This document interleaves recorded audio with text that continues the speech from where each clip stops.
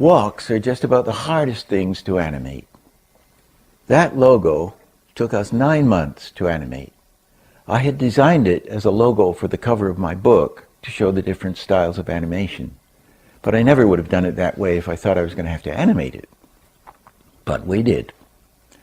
And these DVDs are about learning the animation systems and principles to enable you to animate walks or anything else you want to, from the very basic to the most sophisticated.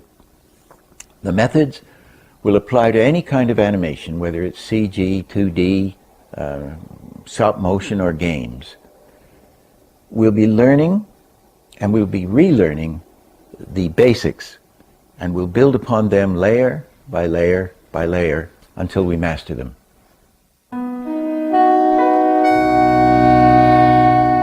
I think there are two kinds of animation, aren't there? There's the first thing any student does, or you draw as a kid in your school book, in the math book or something. You animate little figures in the bottom and you tend to change one thing into another, isn't it? You morph from, or any student film, they have a tree turn into a frog, into a woman, into a car, into a airplane, into whatever. All animation is based on change, I think. So you're changing one thing into another, and that lasts about 5 minutes. And then you can't stand it anymore. However interesting it is, you just unplug after 5 minutes. And the other kind of animation is drawings or images, computer images, that walk and talk, which that will sustain for 100 minutes. 72 minutes if the kids have to have a pee, isn't it? That's the sort of rule. So obviously we're going to choose images that walk and talk. So change still, as we'll see over these 4 days, change still applies to everything we do. And all these methods I'll show you of limbering things up, is what you do is you get more bang for the buck within the movement. You're going to have more change. And you can use these things in the most crude way, or you can use them in an extremely subtle way. And for the computer animation, as far as I can see, the great thing about the computer animation is that you can be incredibly subtle. You can do tiny moves. So you use the same method, but you use it incrementally tiny, or you can use it very broadly. I learned what I know from some of the great animators of the golden age of animation. They invented the systems and methods that we're going to study in these 16 DVDs. Unfortunately for me, I had to learn it the hard way over years and years. I ended up employing some of my teachers in order to learn from them. And others were just friends, like the genius Milt Kahl. Milt, he was so good that he was faced with an awful lot of envy. And he just made it worse by being utterly honest. He was honest like a child is honest, which was terrifying. I mean, he would say, "You can't draw your ass." And one of his friends came back with an hour later with a fully rendered drawing of his ass. But he would blast off at everybody. And he was known as the King, King Kahl or God. And God would yell at you if you didn't have the stuff right, you see. Well, when they write books on this stuff, they try to underplay him, and they kind of damn him with faint praise. Although he had, well, we'll go into him later. But they had a picture of him. It says Milt Kahl with the great, the 9 great animators or something at Disney or something. And it says Milton Kahl, sophisticated use of the basics. Well, that sounds like a put down, What else is there, I ask you? I have never found anything that wasn't the sophisticated use of the basics. Everything I've ever done, and I was considered an innovator for a lot of the time, it was all based on the basics. And the more I learned about the basics from these old birds and understood them better, the more my sophisticated invention would occur, but based solidly on the basics. I really don't think there is any more. In these sessions, we're going to study over 400 specially animated examples. We'll begin with basic stuff like the bouncing ball and fundamental things like timing and spacing. These sessions are about how you learn and what you need to do in order to learn. You can just dip in and out of some of the different subjects, like walks, accents, vibrates, dialogue, and anticipation. Well, at last you're home. But I recommend you swallow the whole pill. Start from the basics, and then move on layer by layer through to the sophisticated use of the basics. We'll be showing how to think about animation by showing pose positions and then full animation.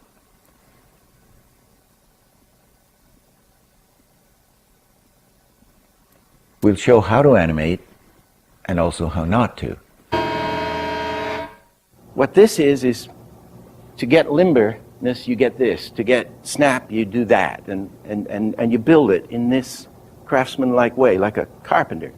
Dowel joints. Don't hit the nail that way. Hit it, hold the thing this way. Anyway, it's all like that.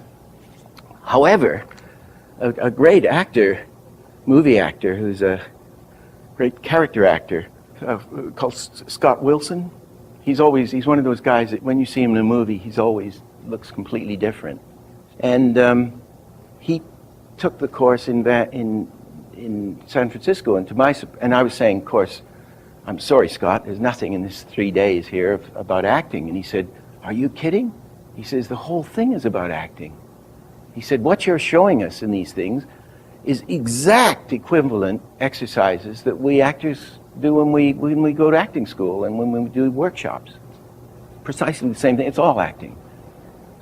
Oh yeah, well, I went to Disney when I was 15. I got on a bus from Toronto, and it was like 4 days, 5 nights. You end up in LA, and I walked up and down the Disney fence for a month, trying to get in. And they were making Alice in Wonderland at the time, and they let me in, and they were very, very kind to me. They even did a story on, and I could draw those. I was at the Roger Rabbit level for drawing, not for animation. I mean, I had no idea about animation, but I could draw that stuff. And Dick Kelsey, who was was designing Hiawatha, he was one of the 40s stylists there. He's a very nice guy. And I said to him, "Oh, I want to be I want to be this animator. I want to be a really good animator." And he said, yeah. He said, "Look," he says, "just forget about the animation. Go and learn to draw." And I said, "But look, I can draw." He said, "No, I don't mean cartoons. Learn to draw." So I just concentrated on painting and drawing until I was about 22, living in Spain, and I realized, wow, what you could do with animation. For the computer animators here, life drawing might not seem relevant, but a lot of computer animators draw rather well, although a lot of very good computer animators don't draw at all. But here's what you learn from life drawing. You learn where the weight is. You learn where to place things. You learn proportion. You learn clarity. And you understand how things are put together. It broadens your range. It's like working out in order to get fit. The worst thing you can do is to try and get good drawings. What we need to do are intelligent scribbles. You're gaining knowledge when you do it. There's no substitute for it.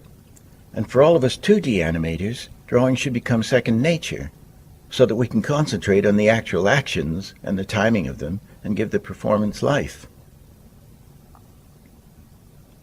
Ask a model to move through a series of quick related short poses. Use slightly transparent paper, working from the bottom of the pad up, so that you can see where the previous drawing was.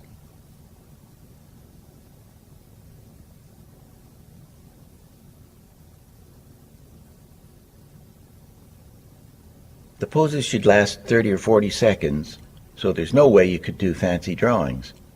You just have to try to catch what's happening. It's a terrific way to study action and weight.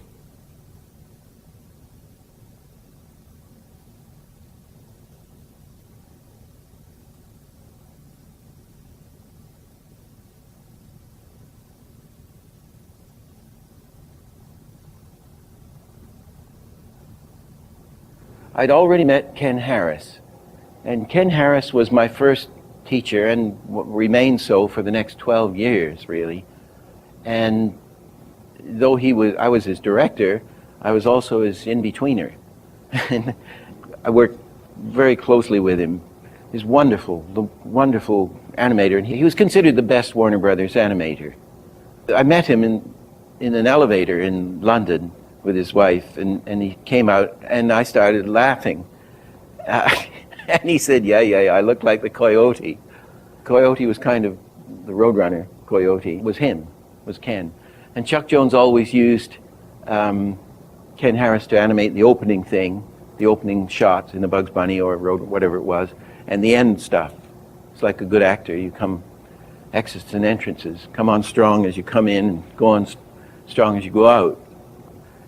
He started doing this stuff at 37 or 38 years old. He was a car racer and salesman. And his mother said to him in the Depression, why don't you do animation? They're paying a lot of money for that right now.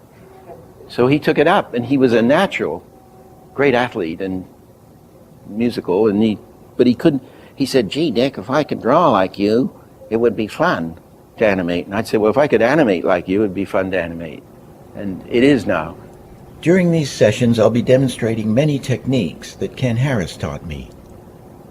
Ken knew how to put things in just the right place to make it natural. I got Art Babbitt next, was my next catch, apart from being the strike leader at Disney's. He's one of the very great pioneer animators. Just before the Nine Old Men, he was one of the formulators of a lot of the stuff and inventors of a lot of these devices we'll go through. And he animated Geppetto in Pinocchio. He directed and animated a lot of the clowns in Dumbo. He animated the queen, the evil queen, the beautiful queen in Snow White. He kept marrying dancers, Babbitt. Anyway, he was a wonderful analyst and a wonderful animator, and he also was a wonderful instructor. We got him for a month. We would have a session like this every morning for a month. And then in the afternoon, we'd try to do the commercial work to pay for it. And then in the evening, we'd do all these tests he demanded us to do. And then he'd critique them the next day and stuff. And it was the most exciting month of my life. And Babbitt would tell you all this stuff you wanted to know, and out would come all these formulas, devices, and everything. Art was an analyst. We'll be showing some of the pioneer devices that he articulated. He knew how to break things down. Art Babbitt and Ken Harris usually worked at my studio at the same time.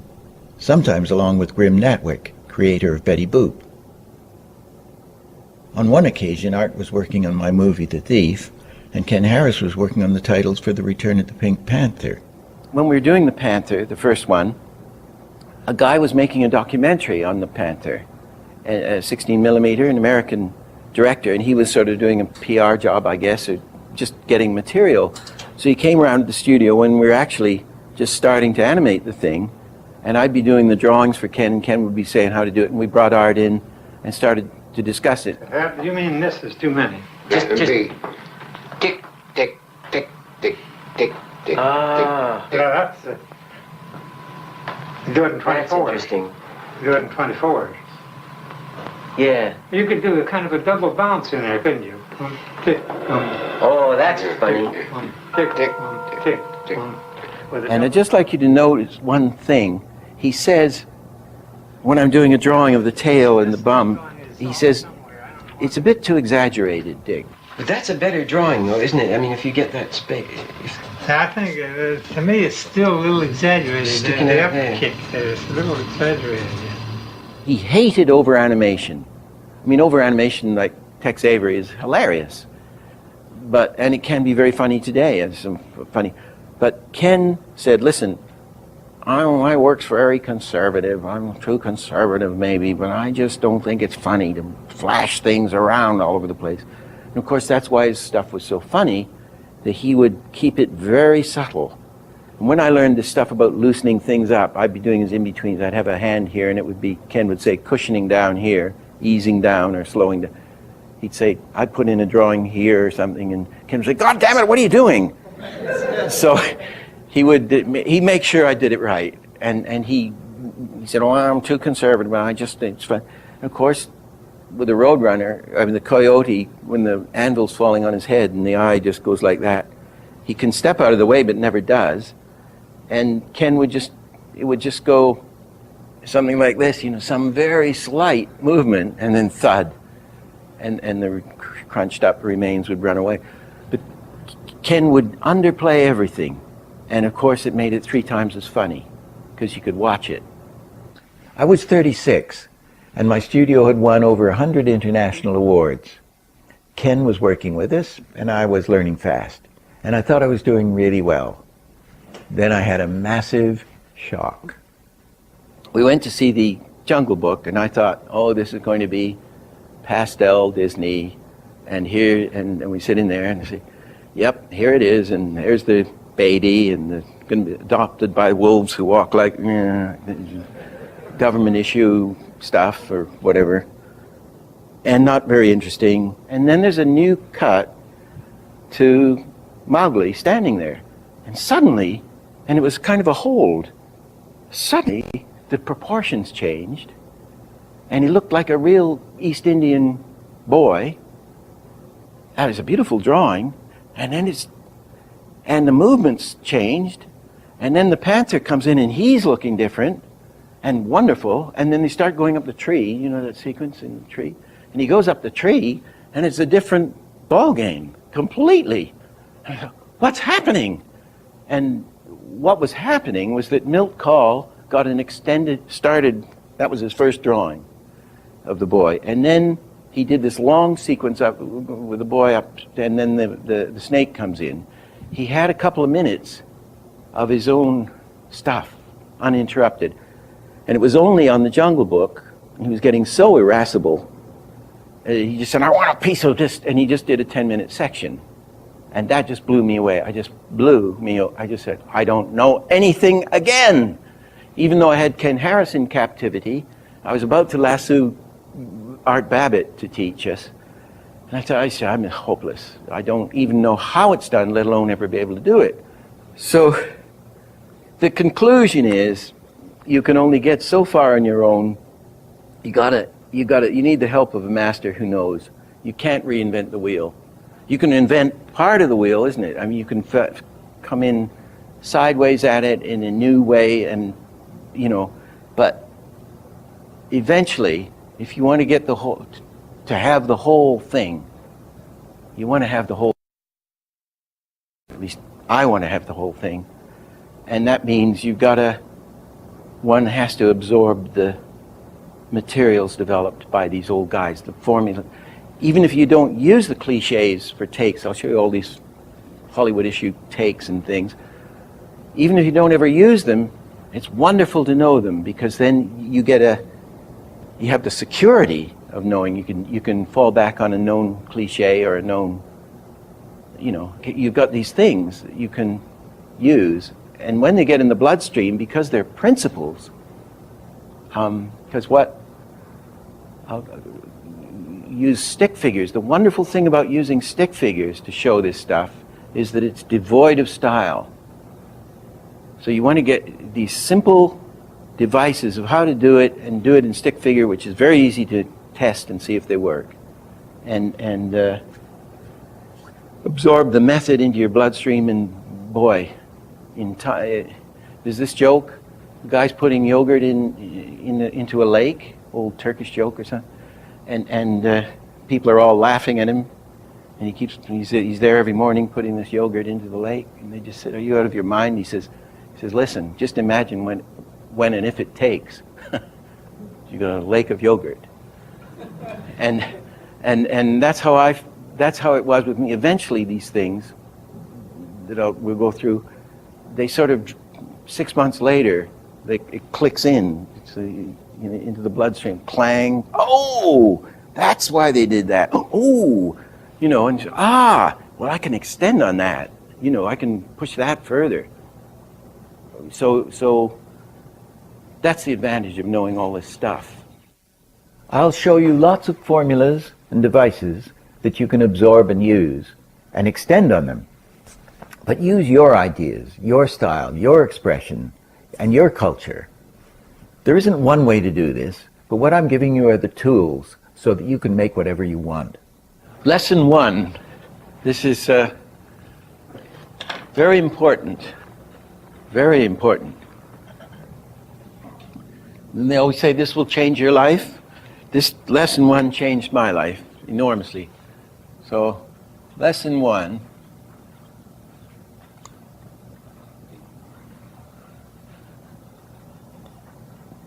Unplug.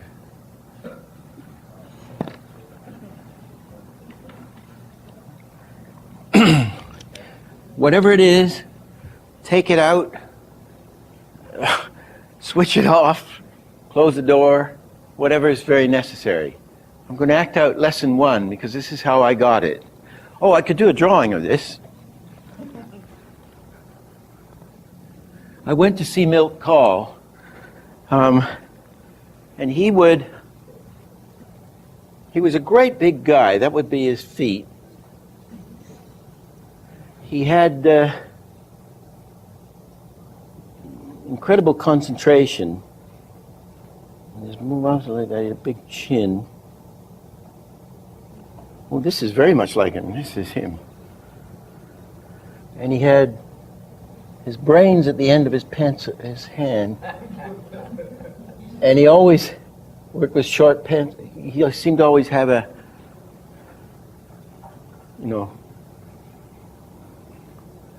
pencil. That's him. Like this. He's this big, tall guy at the Disney desk. And I was sort of, I was thinner. I was something like this. Excuse me.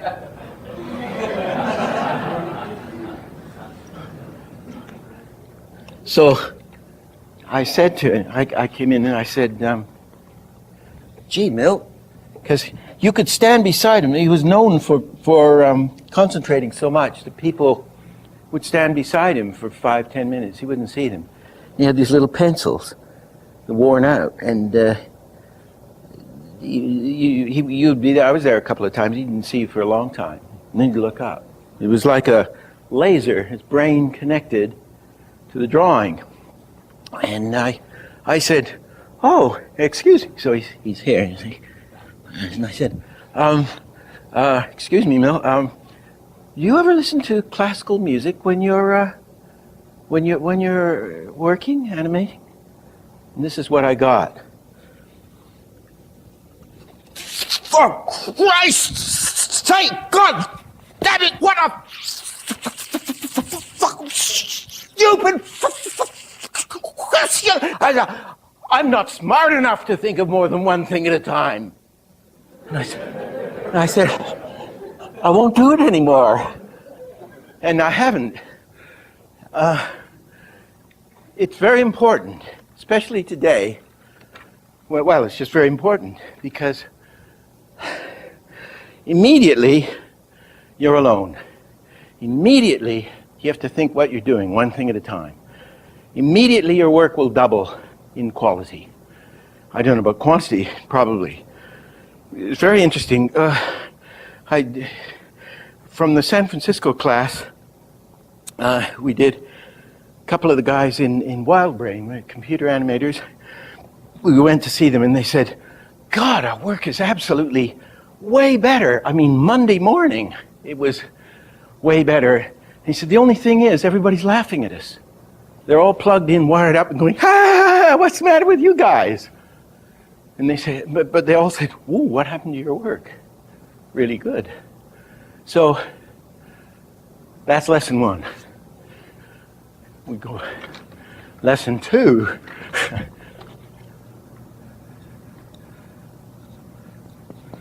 Now this is, I'll just give it the heading, Advancing Backwards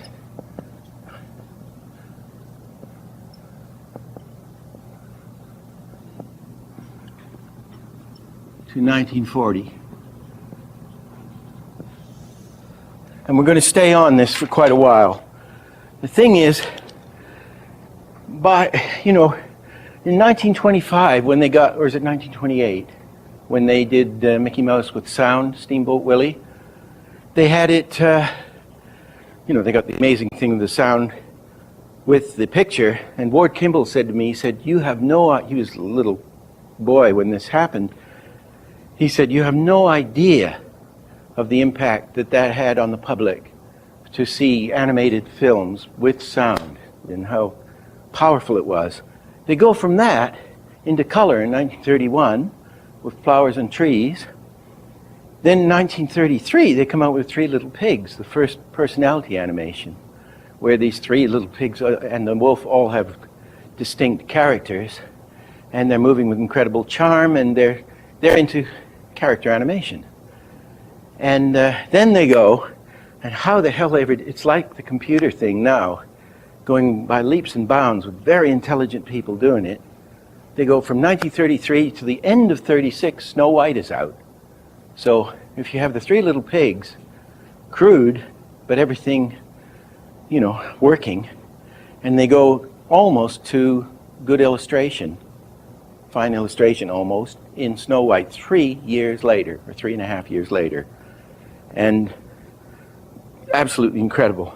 Then they get to Pinocchio, and followed by Fantasia and Dumbo, and Reluctant Dragon.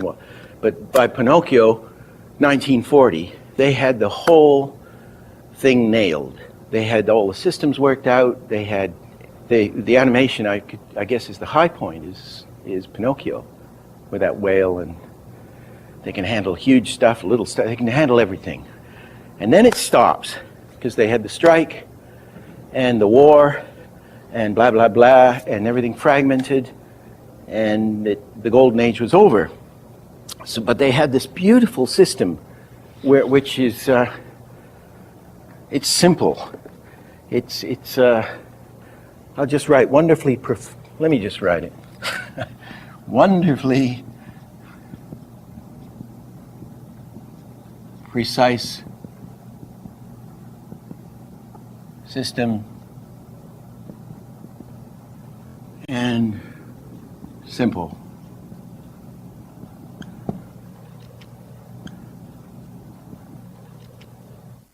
It was great minds that took animation from a crude novelty through to a major form of entertainment in just 12 years. This is history. But what they worked out is still just as valid today using all our advanced technology. With these DVDs, I really recommend you start at the beginning and work your way through. Many animators have my book, and they use it for reference. I'm doing a sneak, so I'll look it up. But if you take the time, these sessions will save you the years of study that it took me to learn all these principles from the basics through to the interesting, complex, and sophisticated stuff. Remember, you don't know what you don't know.